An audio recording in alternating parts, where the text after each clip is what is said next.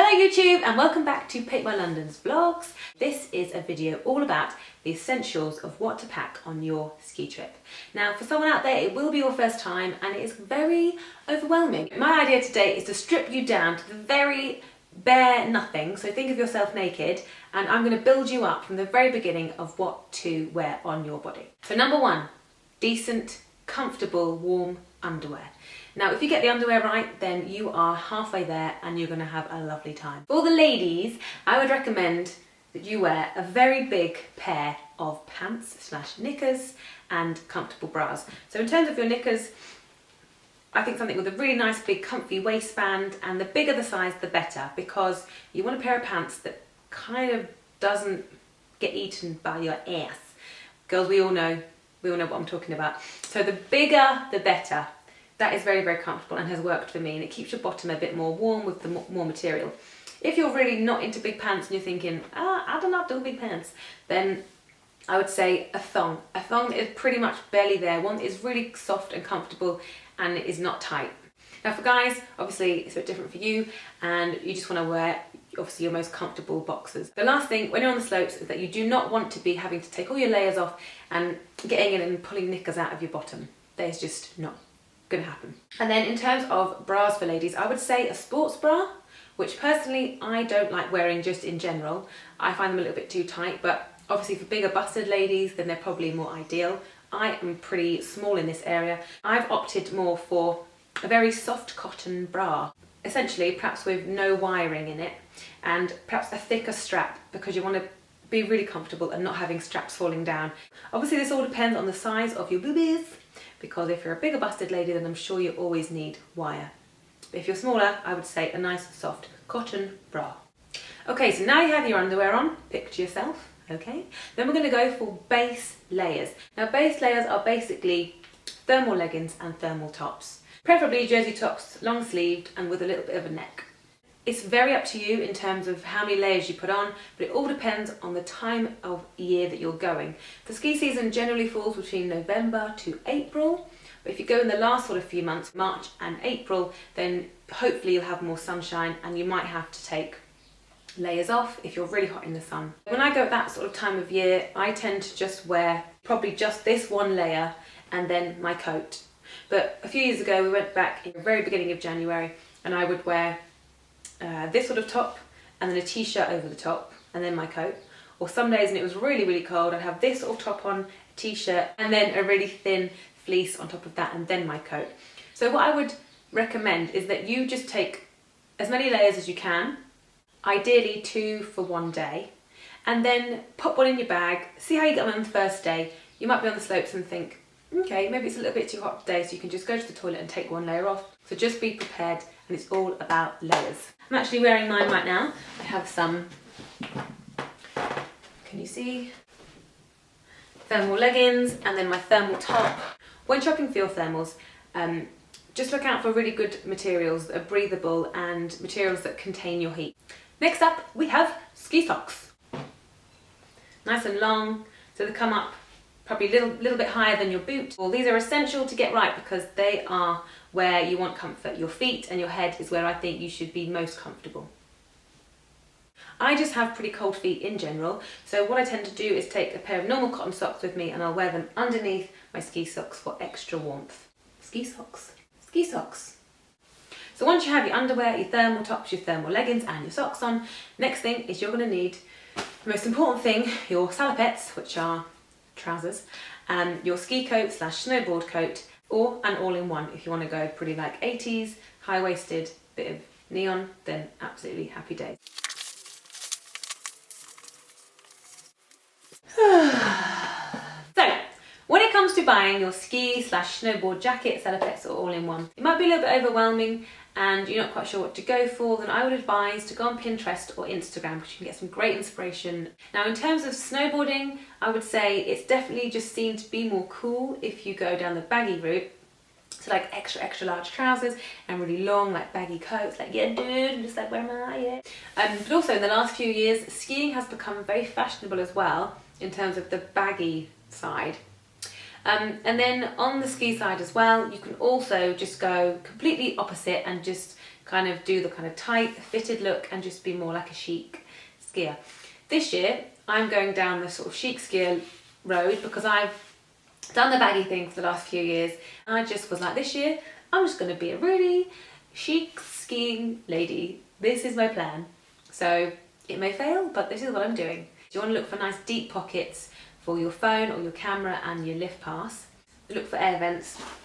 These are usually under the arm or down the side of the leg. I'll just show you, for example, like one here. You can just open it up if you feel a little bit overwhelmed and you like, ooh, like I'm having a little bit of a hot moment on the slopes in the sun, and you can get, you know, quite overheated and a little bit sweaty. Then you can just open the air vent up and get a nice bit of airflow around your body, which is usually quite a treat. The last thing I was going to say is a snow skirt. So around the bottom, they are detachable. A lot of them have them. It's a nice elasticated band there. It does up round your bottom, and it just holds you in nice and tight. So if you were to fall over, there's no way that snow is going to get up or down your coat and give you a really cold back. I was very fortunate that I bagged a little set from Topshop this year. I think they sold out pretty quickly, but I just loved that they had the high waist, because I wear high-waisted jeans pretty much on a daily basis. So I thought I'd feel really myself and very comfortable to be nipped in at the waist. If I took my jacket off during lunch, then it's a little bit more flattering. I also love the detachable straps. I feel like with these, that you just feel like you're being held in a little bit more for extra coziness. Now moving on to accessories. Now the most obvious one is gloves or mitts. If you are snowboarding for the first time, I would highly recommend wrist guards, because you'll be pushing off your wrists and also falling onto your wrists several times, and these will pretty much save your bones. Next up we have neck gaiters. Now I think they're called neck gaiters. When you have your coat on and you're all kind of done up, rather than having a big chunky scarf that's like flapping about and a bit hard to control, you can buy a neck gaiter. So it's just a piece of material. This one's a bit fleecy, and it's quite long as well in length, so you can have it short or long. Come in different colours, and you just place it over your head and have it round your neck. Ta-da!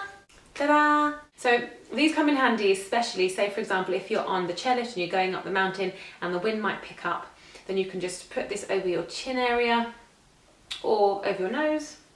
Piece it up, dudes. Before moving on, I will just say that there is one piece of equipment which is essential, and that is a helmet. Now, people out there, if you do not wear a helmet, then you are just plain right stupid.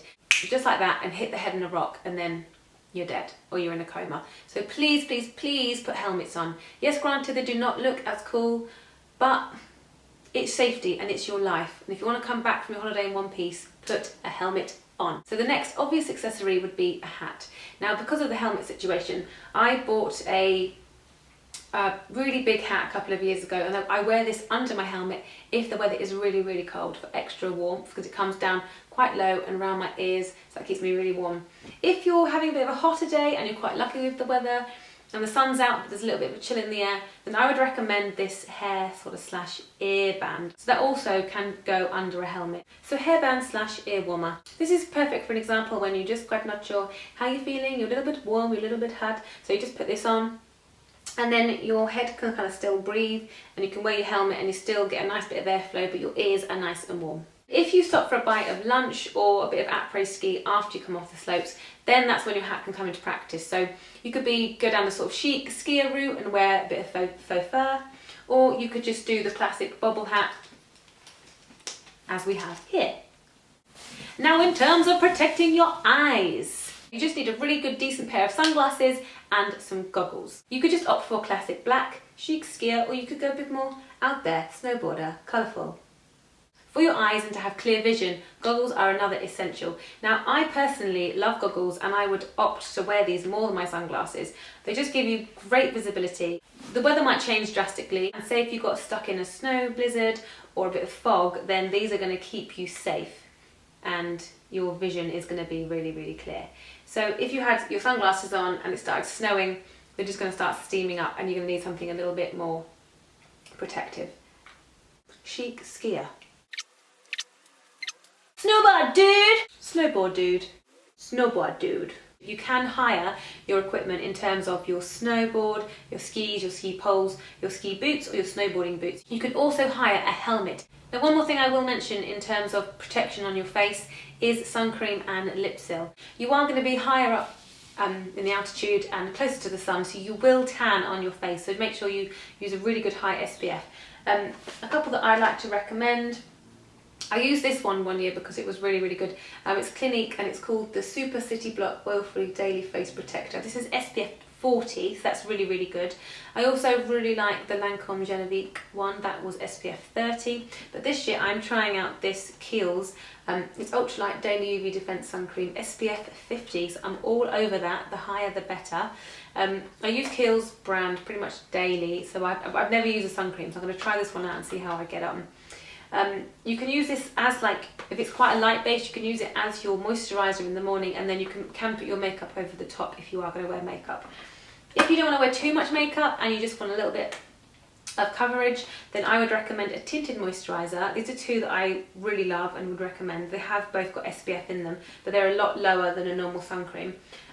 This is the Lancome Hydrozen. It's in number 2 and it's SPF only 15, so not as good, but it would work as a little base layer and then you could build it up. I mean, most good foundations as well these days do have SPFs in them as well, don't they? So, and this is another one, Laura Mercier. It's higher, it's actually SPF 20, and that's also a really good brand. Yeah, so these are the two tinted moisturisers that I would recommend. For your lips, I love this brand from Boots. It's really cheap, but it's just their own brand, Sultan. SPF 30, extra resistance from water, sweat and extreme conditions, which you will be in. So it's great because you can just get it out, and rather than putting your finger in like one of those travel Vaseline pots or something, with a stick it's a lot easier. With the gloves on, you can just get it out, whack it on your lips and keep topping up. When you're back in your chalet, I would recommend to keep your lips really hydrated the whole time, and I love this 8-hour cream from Elizabeth Arden. This is really good. You just put it on in the evening and keep them nice and hydrated. One more accessory, I like to take a little rucksack and just carry a bottle of water, which is a given, to keep hydrated. If you do make lunch, it's great to just carry a little bit of lunch and a couple of Scooby snacks, just to top your energy levels up. There's just one more thing I'm going to add to your list of essentials, and this is not to do with safety or anything like that, but it's just a bit of fun, and this is a mini hip flask. Now this little gem has come in handy over the years and has saved my bacon when I'm cold. This is actually about warmth, and that's why I think it's important. A nice size, it just fits in your inside pocket. I would recommend Jaeger, that's a really good one. It still stays really cold, so I would say get a hip flask. These next set of things are not actually essentials, but I would say just as advice from experience with me going, when you get back into your chalet or hotel or wherever you're staying, a little mini hot water bottle might come in handy. Also, a pack of playing cards are really good to have, a little first aid kit, plasters, deep heat, and perhaps some arnica cream. More so for boarders as well. If it's your first time, you will be falling over a lot and you'll have probably a couple of bruises and sore muscles, so I'd say definitely pack them. You can give yourself a nice little massage before you go to bed. Just to speak about fashion off the slopes, in the evenings, really comfy, cosy, warm clothes. So kind of jeans, jumpers, really nice big socks, that sort of thing is what I would advise. If you're going on the sort of holiday where you will be going out for drinks and stuff in the evening and partying into the early hours of the morning, still again, I would keep it kind of smart casual because people don't really dress up there. It's still about warmth. So if you still want to dress up an outfit, just add a bit of faux fur, like a nice faux fur gilet, put like a leather trouser on or something, and yeah, you can dress it up a little bit. One last thing I forgot to mention is footwear. So the main thing about footwear is just to remember to make sure you get a good grip and that they're waterproof. Obviously you can get really good snow boots out there, brands like Sorel, Trespass, North Face, they all do them. The nice ones with the rubber toes and whatnot, they are really good. If I was a lot taller and had the legs for them, but I would like a little bit of height on my shoes. So I'll just say to you, I bought these from River Island a couple of years back, especially for a ski trip, because they had such good grip on them, but also a heel, so I still felt like I looked a little bit more fashionable. So I guess moon boots and just the general snow boots that you can buy, but there are just other boots out there from just high street shops that have good grips on. Now I know if this is your first time, there is a lot to take in and there is a lot to think about and also a lot to buy, and it's quite expensive. So try and look at it as an investment. You're going to buy it once and then you just will have it for the rest of your life. I mean, I'm still wearing stuff that I wore when I was about 16 because on average people just go sort of once a year for about a week, and the stuff's going to stay in good condition because you're not wearing it that often. I'll put some links below of the sort of shops that you can buy these things from. You can just go all out and say, for example, go on Net-a-Porter, just type in ski wear and you will just have a lovely time. I mean, all the designers do them. There's some really, really good stuff out there, but they are very, very expensive. You can do it on a budget. Trust me, I've done it on a budget and it works just as well. I would recommend H&M are really, really good. Primark's in their sport/active wear. They do some really good budget stuff. ASOS do good thermals. Topshop, M&S, John Lewis, loads of high street brands do them and they are just as good.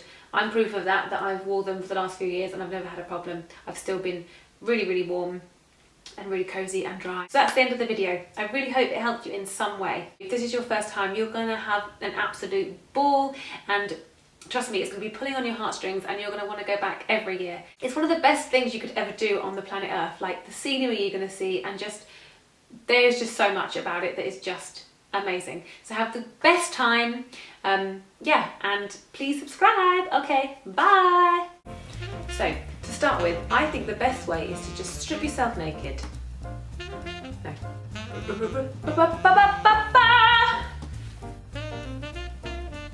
Can you see that?